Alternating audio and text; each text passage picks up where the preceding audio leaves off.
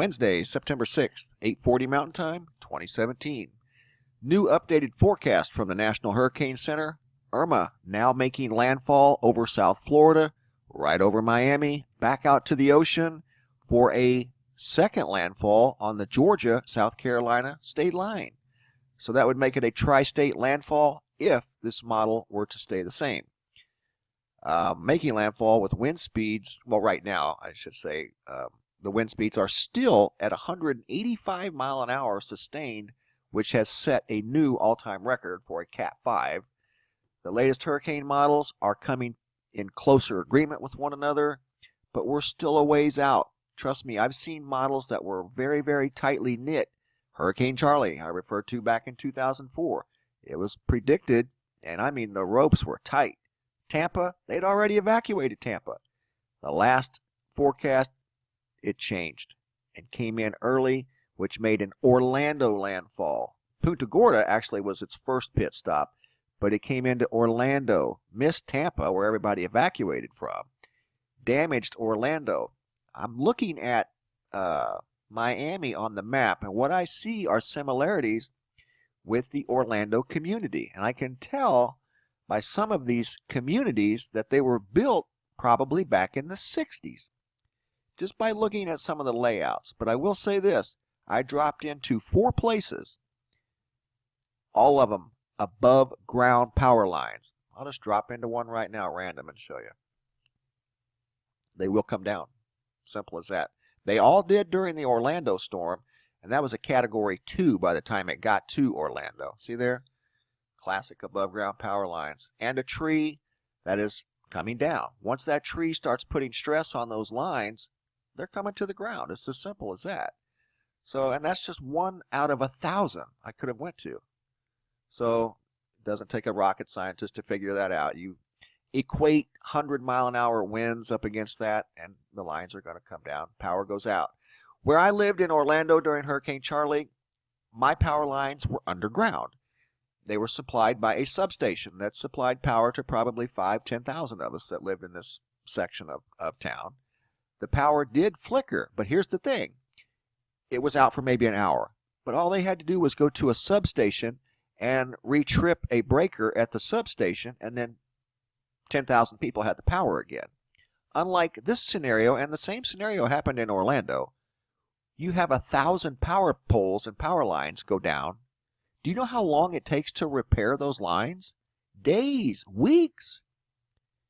So it's easier to go repair one substation that supplies underground power to all kinds of communities, opposed to all of these poles that will snap off and break. And that's just common logic. Even with the storm and the path that it's in right now, those winds are strong enough, as it stands right now, to bring those poles down. Let me show you the winds again. Right here. They'll bring those power poles down. Once those trees get to swinging around, the lines are heavy enough that they'll collapse on their own weight once they start moving. But trust me, this model could change. It could come more over the center of Florida. In fact, this is what I'm leaning towards. Then I'm going to show you some damage pictures from St. Martin, and we'll do another update tomorrow. But here's what it's done. When it first came into play, it was on the right-hand side. Then the models tracked to the left. Then almost a Gulf entrance. Now it's been back to the right. We still have 2 days. It could go back to the left. This thing will change. I guarantee it. I just don't know which direction.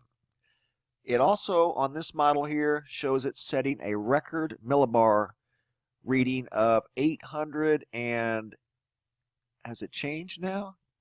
No, right there. 886 millibars just off the southern coast of Florida. And that is on Sunday, September 10th. So we'll see if that holds true to form. This model here was eerily accurate with Hurricane Harvey. So don't be surprised if that doesn't come true to form. It predicted 50-inch rain totals when nobody was. And it was right for the Houston area. And I couldn't even believe it. So if this says 886, I respect this model. There's a very good chance it could happen. But right now, big waves. They're already evacuating Miami or parts of Miami that are going to flood because of the storm surge, regardless of probably where the storm goes. It's going going to be a lot of water go in there because it sits at sea level. I think it floods during thunderstorms. So that could be an issue, but time will tell. The model could change. Here's a look at St. Thomas, at what happened today as the eye wall went over the island out in the Atlantic. This was one of the first areas to get hit by the powerful Cat 5 hurricane. Here's some pictures and a video of some of the damage. Look at these pictures. These cars were thrown around like matchbox cars. Just totally demolished.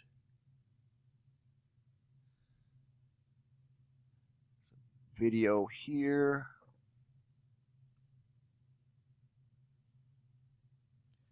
Again, this is St. Thomas, probably near the eye wall. Look at these cars.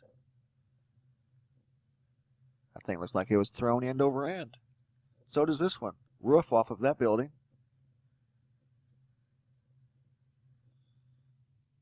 Wow. There's another video here. I'll post a link to this Twitter feed. This person lives in St. Martin, I think. St. Martin near the eye wall. Look at those buildings. 180 mile an hour winds, probably 185.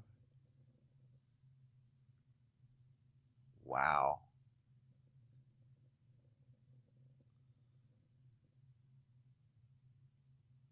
Tree peeled completely off. That reminds me of like a big tornado. Yeah, look at those trees.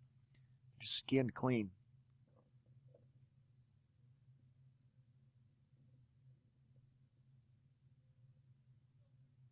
Oh, wow.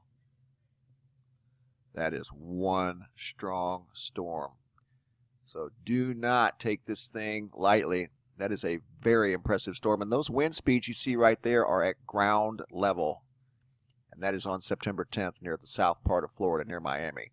So right now, guys, the new forecast, they've got it going up over Miami, through the West Palm area, Fort Lauderdale as a major hurricane, going back out over the ocean, making a second landfall, South Carolina-Georgia state line on Monday. Sunday and Saturday night into Sunday, landfall over South Florida. But again, I can't emphasize enough, this model is subject to change, and it will. But one thing that hasn't changed, I will say, is the local Miami Marina sea swells for September the 10th. They've always had this thing at 32 feet, and it has not changed since. I first saw it 3 days ago. So they've still got this thing holding steady at 32 feet. The models are changing, but they are coming in agreement, South Florida. But look for them to change again. Look for this model to change again. Could go left or right. If I had to guess, I would say it would go back left. But that's just a hunch. Thanks for watching, guys, and be safe out there.